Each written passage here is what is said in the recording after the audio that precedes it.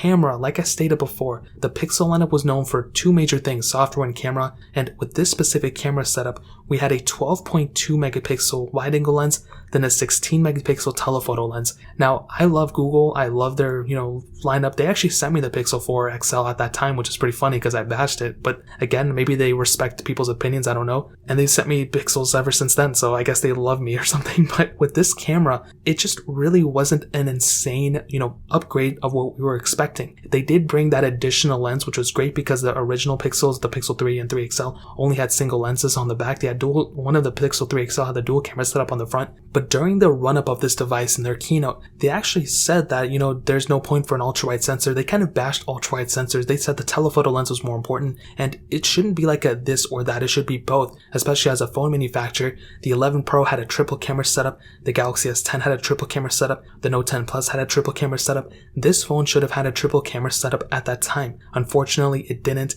and that did kind of flop. But the thing that I was kind of most mad about was the fact that this phone, at that price tag that was kind of, hailed as the best phone of the camera of that lineup, it didn't have 4K at 60, and that made this phone really, really slip up to a lot of people. 4K at 60 is something that's kind of like a baseline feature in this day and age, even especially now in 2021.